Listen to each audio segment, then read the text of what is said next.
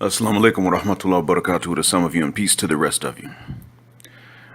I'm recording this from Medina, and I originally was going to record this when I first heard the video to which I'm responding, and I was going to swear. And I wasn't even going to greet you properly because I knew I was going to curse. Then thought about it and figured, well, the best thing to do was go ahead and get some things done here and then respond with a clear mind in order to be fair to both black men and black women, even when that means being harsh. And as I thought about it, I realized, well, why am I coming here and taking care of some things I need to be taken care of if I'm going to sit up here and swear and curse all the time? It's something that a lot of us should be able to work on anyway. When John Singleton passed away, a very intelligent and introspective YouTuber, who I'll say goes by the initials BWS, heard a negative comment from a black male stating that John Singleton supported the Pookies and Ray Rays. She heard this on the Bad Guy's channel. Now, this was not him saying it. She clarified this because she's not a messy person. She said it was just on that channel, not him. And then she saw a video from a white YouTuber that said, "Good riddance to John Singleton." Now, she sent the link to a panel where she knew there would be many black men on it and asked them what they would do about it. She said that C Boogie ran off the panel and she called him the B word for it. She said another black man said that if she would go and say something about it, he would support her. And she went on to say to us, and I'm going to quote, only because the only profanity here is going to be when I quote her. She said, "Do not support the black male collective because they have a very, very toxic level of masculinity. They want us to think they're tough, but they're very, very scared of white men. These niggas are attacking black women, their natural counterparts. But we got a whole white man going in and he ain't scared at all. This white motherfucker said he will hang you, bitch. I will hang you. And these men ain't muttering a motherfucking word because they some bitches. They some hoes. I literally seen it for my fucking self. One hoe ass nigga ran out to chat and another said, you do something and I'll support you. They some bitches, not half bitches, but whole bitches." End quote. That's the only profanity I'm going to say. Hopefully. Because I'm trying to stop swearing. But in this case, I'm quoting her. "Sister BWS, you said some things here that are very wise, and you said some things that are outright hypocritical. I'm surprised because you've usually been balanced, even when I might have a different opinion about something. It was actually you that inspired me to go ahead and be black male first, because you said I'm going to be black women first. But this time you said that black women should divest, and then you mocked an effeminate voice with which most black men would fear to ever speak in public, and you mocked black men who ask why black women wear weave and don't comply. You jumped on black men, and I understand the anger, but you said you ain't mad at the white man, and you went on to encourage the cracker to keep doing him, and we ain't gonna do shit about it. I didn't swear, don't worry. You called black men the B word because of a link you sent before they could even check the link, and you sat up and said that white men should be able to take black women away from black men. BWS, they already did this centuries ago. That's how guys that look like me came about. Are black men supposed to be your attack dogs now? You were mad at black men for not attacking the white dude they may not know at all and may not even know about at all. And then when they wouldn't attack him on such a short notice, you decided you ain't mad at the white dude no more. Look, I've been in many fights in my youth, and one thing I learned is that it is almost the bigger or better armed person who starts the fight, almost always. I never had someone smaller than me start a fight with me. I've had white guys start with me, but never after they knew I was black in DNA and in my fist. And it didn't happen after puberty. I'm going to get to that later on. This white dude could be setting a trap and you want black men to just walk into it. Yeah, black men are scared of white men as a collective. Not one-on-one, but as a collective, yes, we are. And I can understand why. I carry their blood. I know their instincts. They don't have the same instincts other people have. The things they're capable of doing if you're not one of them, sometimes even if you are one of them, they're inhuman. So, frankly, we have a right to be scared of them. Now, I'm not saying that we have a right to give in to the fear, let it control us and be cowards. I said we have a right to feel fear of them. Now, if you're attracted to white men, get one. You with a brother now, leave him and get a white dude. In the end, that white dude will be worse than a black man would in many cases. And I've said the same thing about white women when they're with black men. But I understand your sense of abandonment. Believe me, I do. And I'm not knocking that. Women want to be protected. You are not wrong at all for that. However, in revolutions like the Libyan Revolution, women subverted the Italians all the time. In Bosnia, the Bosnian women treated sick men all of the time. The women fought in Ethiopia against the Italians, and the Italian fighter pilots became more afraid when their planes got shot down to be caught by the women than to be caught by the men. Because the women began to torture Italian men when they caught them. They would torment them. They let the first few go. I think it was the first two. They let them go to tell others what was going to happen. After that, they stopped letting them go. So Italian fighter pilots who got shot down in Ethiopia, they decided that many of them would go ahead and kill themselves in case women caught them before the men did. I'm not saying that women got to be men. I'm not saying that. I'm saying that all I'm saying is that women got to be on their side and be active in some part. Women helped. There was no submission and then waiting on the men to do all of the fighting. There wasn't this lack of submission telling the men, you ain't no real man. You get out there and you do all the fighting and then you wait on them to do it and you do nothing. No, the women helped. And yes, there were times it was all about the sex too. That's real. The testosterone you want men to take to the battlefield is the same hormone that causes sexual anxiety. And it is a need. It is a necessity for men and women. If you want men to be desexualized but have all this testosterone for everything else, you're living in a dream world, and every woman around the world understands that. So as a man who pushed those limits with white folks before I left the U.S., I can tell you that the black woman in America will respond to the situation by badgering her man about the loss of material wealth that will come when a man fights these crackers back. I lived through it. Malcolm lived through it. He decided to fight these devils back. And when the NOI wasn't really doing much against them either, and that wealth vanished. Matter of fact, before that happened, before he was cut off from the NOI and the income vanished, before that point, he and his wife argued about one thing, material stuff. Because not only was he fighting against these white folks, but he wasn't corrupt like some other guys in the NOI were. That was real. That was what was going on. And his wife, that strong black woman that we consider a mother to our people for the right reasons, still got on him about this. I don't hate you, BWS. I want you to think strategically and realize that if you're talking about divesting and praising white men for oppressing us, which even other women of other origins didn't do, then you can't expect black men you never saw in person who don't know you to be your willing attack dogs because you sent a remote link. You got to think strategically. I admit, I don't know the panel, and I don't know what they were discussing. So I'm not going to assume that you just completely derailed the topic because maybe they were discussing John Singleton already. I'm willing to concede that. I don't know which panel this was. I don't know the white guy that was cussing, talking about black folks. I don't know what the link is. But you don't even know why C. Boogie left the panel. And I'm not one of his supporters nor his opponents. I just think he doesn't understand certain things, but we have to know why he left before we assume that he's a B word or a coward. Now, what was the wisdom behind you asking black men what they would do about it? Look, BWS, do not say that white men are more manly than black men. They don't say that. Don't sit up here and say that they're running us per se. They're running us and you. If you're going to get on black men about this and about white men calling shots systematically, because they not invented, but because they developed gunpowder before we did, because they utilized it and developed weapons that were based on gunpowder, then understand this. You got to get on black women when they imitate white women, straight up. In any way, form, or fashion, when they over-enunciate their words and raise their voices trying to sound like white women, when they wear weave, you're going to have to get on black women about that. And when they use skin bleach in any country, you're going to have to get on black women about that.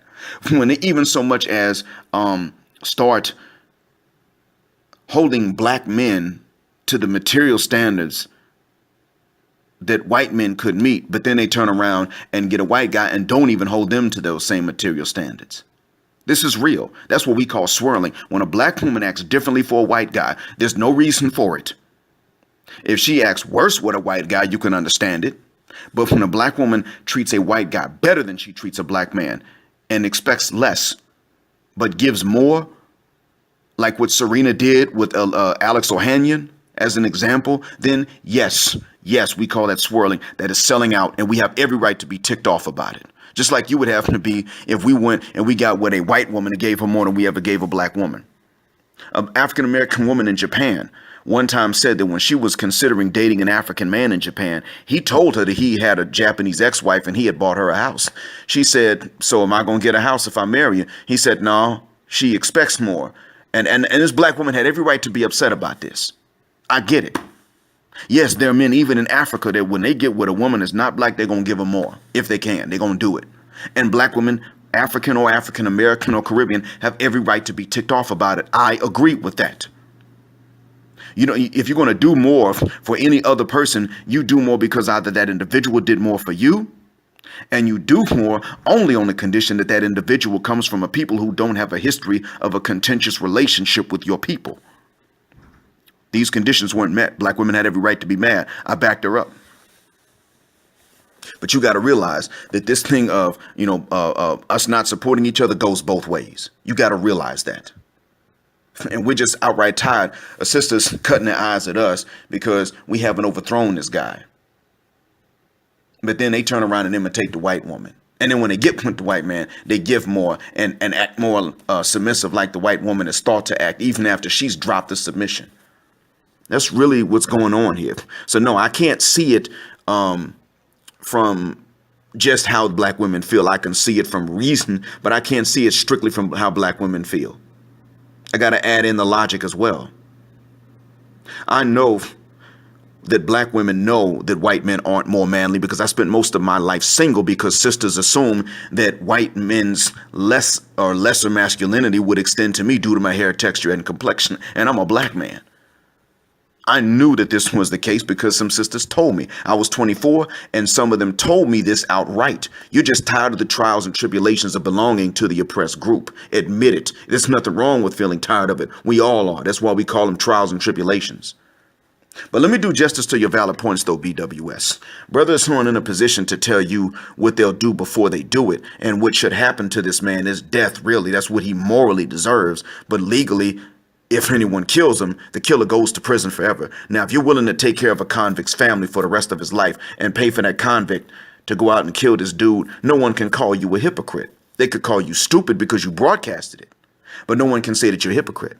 However, no one heard anything like that. Just a call to throw one's freedom and life away to prove to you and the other black women that we don't know that we're real men. However, you're right to let them know about it. I actually appreciate you informing them. Now, brothers, let me bring up something for a second. I know that a black man, and this is where she would have a valid point, but she didn't raise this particular point.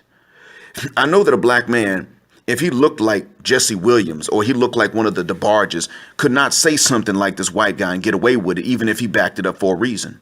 I mean, let's call it what it is. Imagine that Bill Cosby had been the shade of Jesse Williams, looking like a DeBarge, and he said what he said.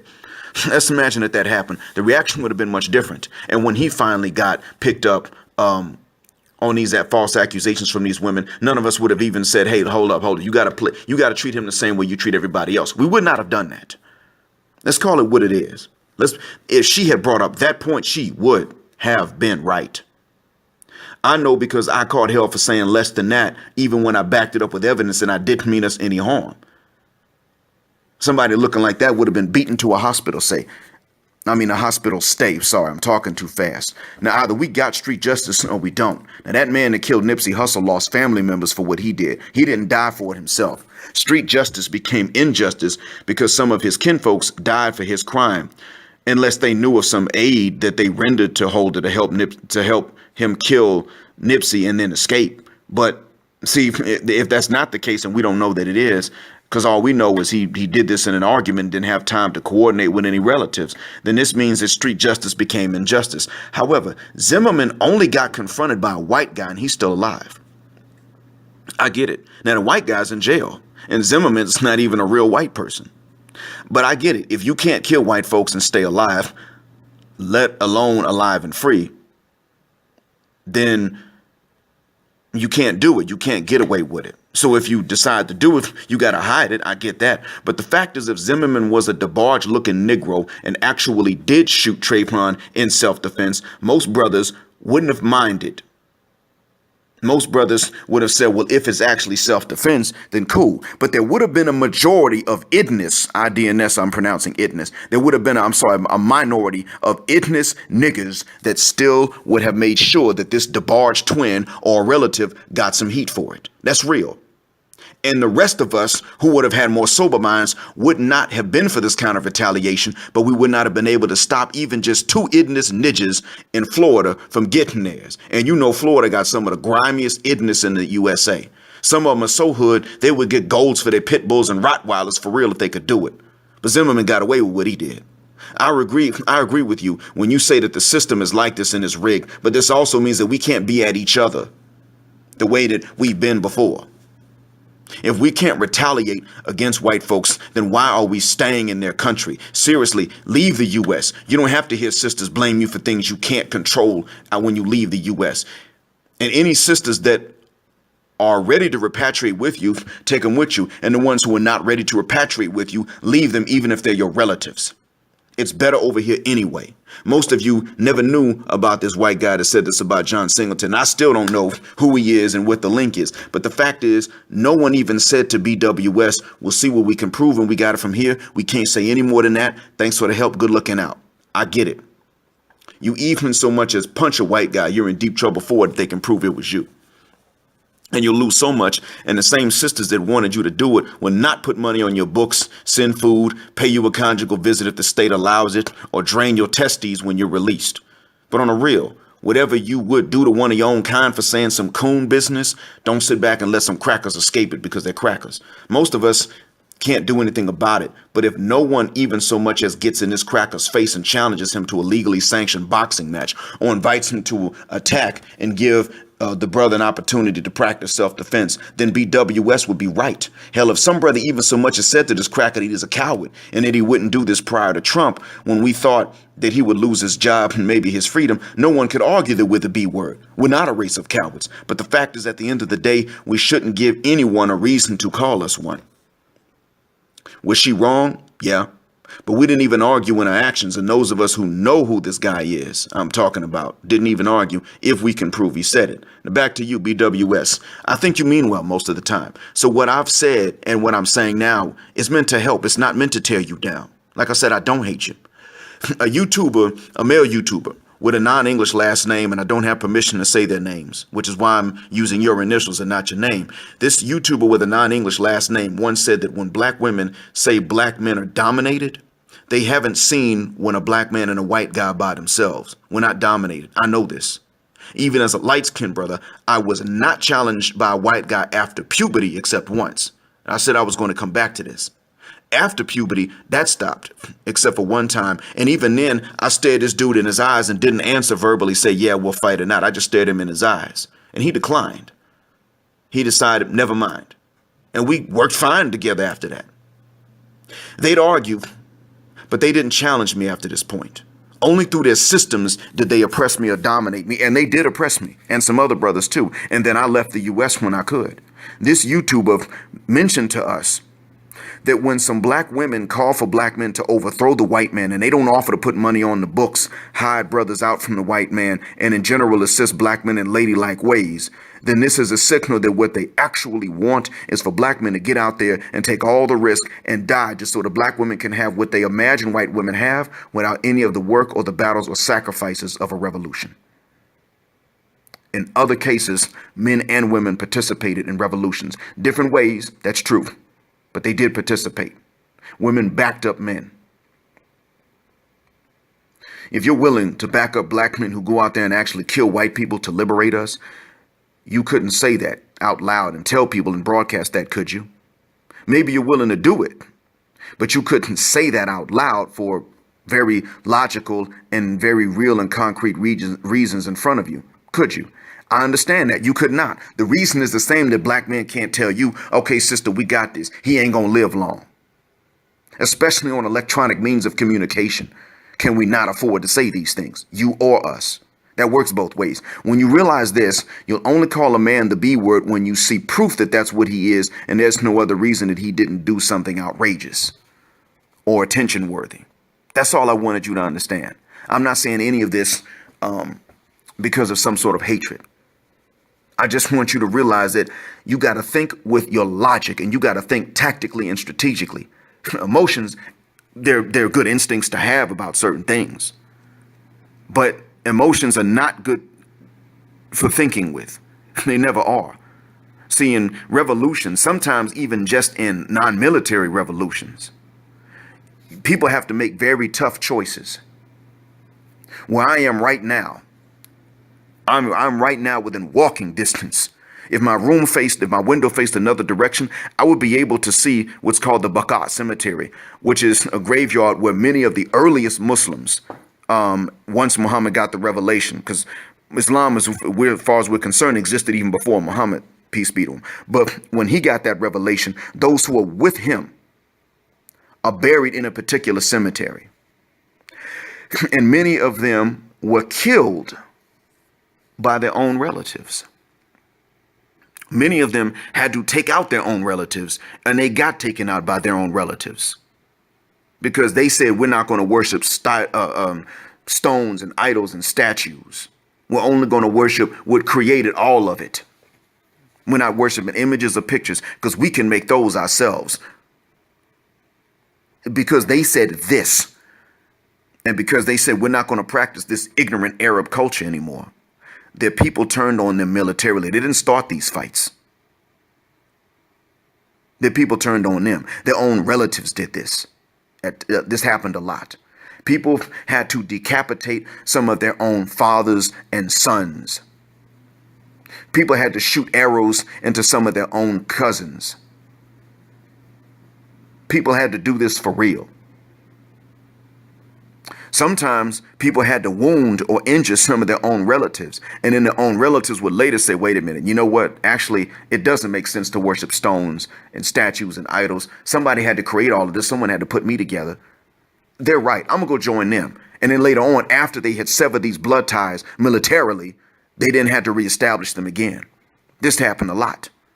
This is what goes on. So you got to realize that if you want us to overthrow this stuff, this means that you may have to turn around and shoot some of the people that you love the most, or they're going to shoot you. This may happen, even if it's not necessarily a military revolution. You gotta start thinking about how far you're willing to go. And this is too hard for me to think about. I've been wrapping my mind around it for years, and it still keeps me up at night. And I'm talking about just how to save black folks, not even so much as a military revolution, but understand this, though, to save black people. We're going to have to leave a lot of us behind. And how logical you are, and how tactically you're willing to think, and how much you're willing to back up men who do things in your interest is going to determine whether or not you're one of those that gets left behind, or one of those that gets a rescue. That's real. Hostages have to be taken and used for negotiations in military revolutions. In cultural revolutions, when you don't have to go that far, you still have to look at a lot of your own people and be ready to abandon them because they've already abandoned you. That's the real truth of the matter. You ready to do this? You ready to throw black men under the bus and tell white men keep doing what they doing to us? You willing to do something like that? At what point do you look at the white guy and say, wait a minute, you're the oppressor. And the minute I can help this black man rob you of what you took from us and everything you developed using that, I'm gonna help him do it. At what point do you say this? I mean, since you said out loud that brothers need to do X, Y, and Z, at what point are you gonna say out loud to brothers, the minute I can help you rob this cracker, I'm gonna help you? You see, you put yourself out there already. So now, to not be a hypocrite, you gotta say something equally stupid, equally exposing of yourself that could get you locked up. I'm not saying you're a hypocrite, man. I think you let your emotions get the better of you, to be honest with you. And I don't blame you for feeling these emotions, but you let them think for you. And all I want you to do is start thinking tactically when it comes to this, and tell other women to do the same thing. Sure, you have your emotions, but you must be controlled by your understanding and your knowledge. They must control your emotions, not the reverse. That's what you got to tell them. Because at this point, when that happens, And black men and black women can understand why you may not be able to say certain things out loud in certain cases, and why you might walk away from something that looks and feels like a trap. Then at the very least, we have a lot less to argue about. Even if we disagree on what tactic might be the best, at least we're thinking tactically. And then we can stop having so many arguments, and we can work on how we're going to get something for ourselves, get a good and safe space for ourselves and our own people. If not a safe space, at least a space where we got the advantage and nobody has it over us. At the very least, that. I'm hoping that this helps you out, and I hope it helps your listeners out too. Assalamu alaikum.